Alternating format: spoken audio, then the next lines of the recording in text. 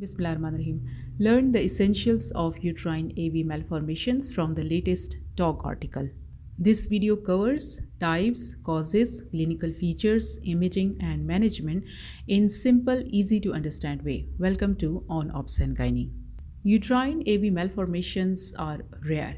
They are usually acquired malformations that follow a pregnant event and are diagnosed when uterine bleeding remains uncontrolled despite medical measures. The bleeding caused by these malformations is episodic and can be torrential, warranting hospital admission and blood transfusions.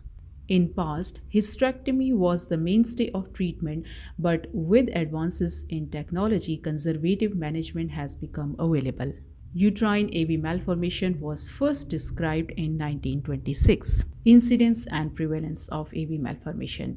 Its true incidence is uncertain due to limited data, varying definitions, and possible under or overdiagnosis with the Doppler ultrasound. Reported rates range from 0.6 to 4.5% in women investigated for uterine bleeding. Some experts recommend using the term uterine vascular malformation for Doppler detected hypervascular lesions, reserving true AV malformation for cases confirmed by angiography or histopathology.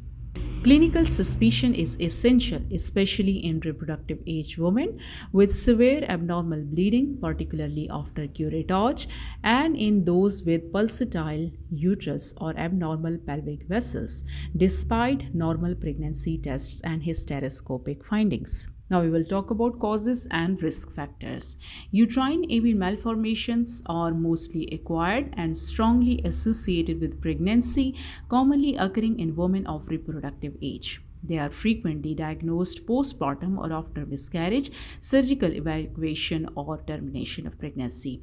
Other associations include infection, inflammation, retained product of conception, gestational trophoblastic disease, gynecological malignancy, pelvic trauma, and diethylstilbestrol exposure. Most affected women have a prior history of gynecologic intervention, often within months before diagnosis. Although rare, uterine AV malformations can be congenital and may be associated with AV malformation in other organs. Now we will discuss the pathophysiology and other differential diagnosis. The congenital uterine AV malformations are characterized by central nidus containing both arteries and veins with multiple feeding arteries and draining veins of varying calibers.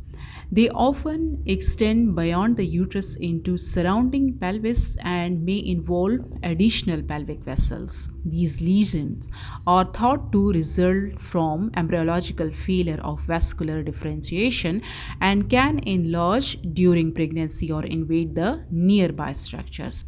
Rare cases have confirmed their congenital origin, including report in stillborn fetus. Differentiating intrauterine from parauterine lesion is important.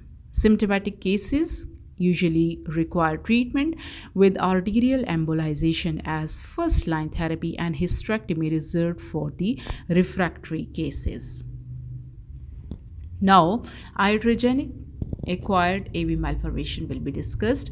Acquired uterine AV malformation develop from abnormal fistulous connections between intramural arteries and the myometrial venous plexus, often following scarring after pregnancy-related tissue necrosis.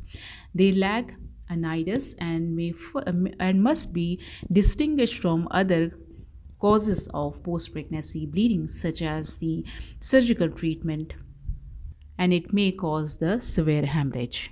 Enhanced myometrial vascularity is increased blood flow within the myometrium, commonly seen at the placental site in the early postpartum period and usually resolves within the 6 weeks. Although it may mimic AV malformation on the ultrasound, enhanced myometrial vascularity is typically physiological and requires no treatment. However, if associated with a heavy bleeding or retained placental tissue, surgical management may be necessary.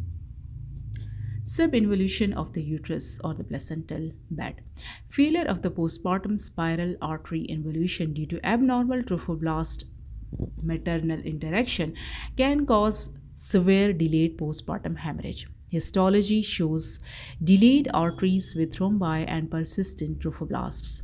Ultrasound usually show no retained tissue and life-threatening bleeding may require emergency hysterectomy. Uterine AV malformation following gestational trophoblastic disease.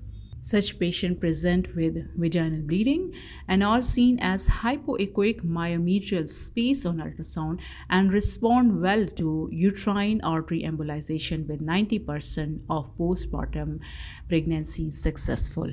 Post-treatment pregnancies successful.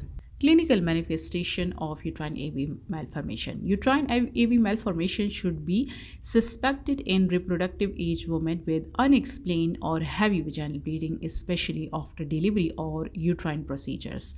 Congenital AV malformation cause severe menorrhagia, while acquired AV malformation can trigger sudden heavy bleeding. Diagnosis relies on history, Doppler ultrasound, and exclusion of pregnancy-related cause, and intrauterine instrumentation should be avoided to prevent the worsening of the bleeding.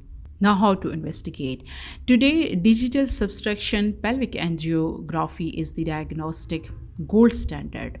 Ultrasound remains valuable, cost-effective tool for initial screening and early management. The grayscale ultrasound findings in uterine AV malformations are non-specific, typically showing the subtle myometrial heterogeneity with multiple tubular or spongy anechoic or hypoechoic areas within the myometrium.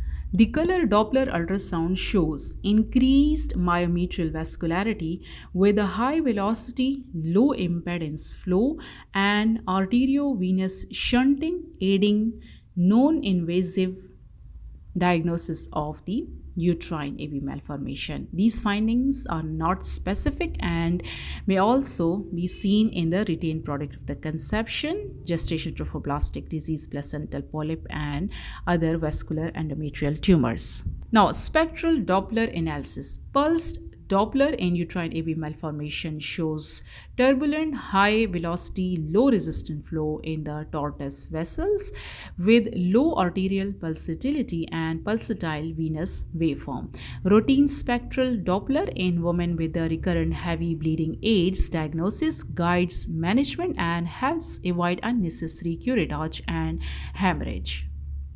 Now, angiography is reserved for women requiring embolization. The possibility of simultaneous therapeutic embolization should be discussed in advance with informed consent obtained to avoid repeat procedures. Now, magnetic resonance imaging for AV malformation of the uterus. The dynamic MRI in the uterine AV malformation demonstrates the arterial dominant flow. The typical MRI features include multiple serpiginous flow-related signal, voids on spin echo sequences. The general principles of management of uterine AV malformation are very important, and management of uterine AV malformation depends upon the hemodynamic status, the size and the site of the lesion, the degree of bleeding, the age, and desire of the future fertility. The management options include the conservative management, uterine artery embolization, the surgical intervention, and hysterectomy. In case of heavy vaginal bleeding, in case of the uterine AV malformation, prompt stabilization of the patient with IV fluid and early blood transfusion is essential, and use measures like Foley's catheter for life-threatening and hemorrhage control. What is the definitive management of uterine AV malformation? Hysterectomy is the definitive treatment for AV malformation in the women with uncontrolled bleeding who do not desire future fertility, while other options include hormonal therapy and uterine artery embolization.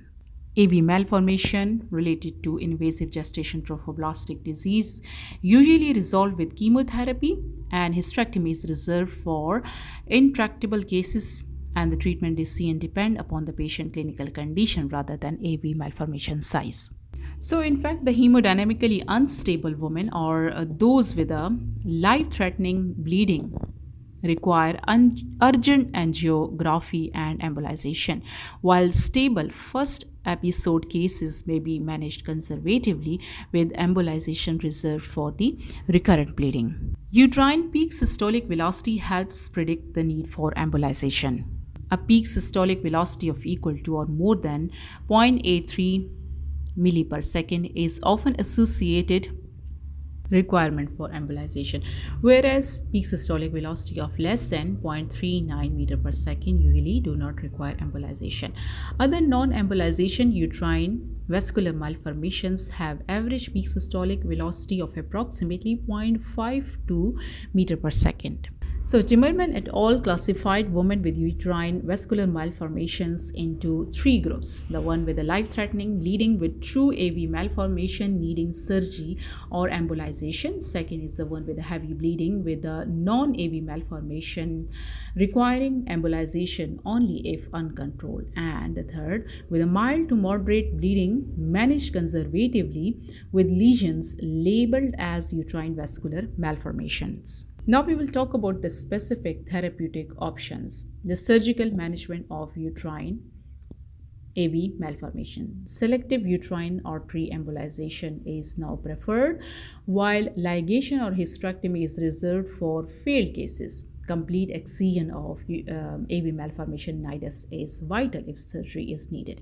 Curettage can cause severe bleeding and should be avoided unless treating retained product, ideally in a center with embolization facilities. Now, medical management of uterine AV malformation can successfully treat AV malformation, especially when bleeding is initially controlled or embolization fails. So the options include methyl aragonovine maleate up to 1 year, danazole 400 milligram daily for up to 12 weeks to reduce the blood flow and promote thrombosis. Combined oral contraceptive pills to control bleeding, GnRH agonist for refractory cases, and progestin like medroxyprogesterone and norethindrone with adjunct tranexamic acid for rapid control. Transcatheter arterial embolization is indicated for persistent recurrent heavy bleeding, especially when transfusion or repeated hospitalization are required. It is preferred over surgery because it is minimally invasive and fertility sparing. Other embolic agents like gel foam, polyvinyl alcohol, or N-butyl cyanoacrylate can be used with a similar clinical outcomes. In refractory cases, direct nidus injections under imaging guidance has successfully resolved AV malformation. Post-procedure, mild pelvic pain is common and manageable. Balloon-occluded retrograde transvenous obliteration is recommended in cases where medical therapy fails and embolization was not possible. Now, what is the impact of uterine AV malformation on subsequent fertility and pregnancy? Women treated for uterine AV malformation, especially with uterine artery embolization, can often resume normal menses and preserve fertility. Successful full-term pregnancies have been reported, although the potential risks include miscarriage, preterm labor, postpartum hemorrhage, and fetal growth restriction. So, careful ultrasound and Doppler monitoring before and during pregnancy is recommended, but serious complications like uterine rupture appears rare. So, today we have covered uterine AV malformations, the types, the presentation, the diagnosis, and management. If this was helpful, like and share, and subscribe to On Obs and Gynae for more high-heeled Obs and Gynae updates. Drop your questions or cases in the comments below. Thanks for watching.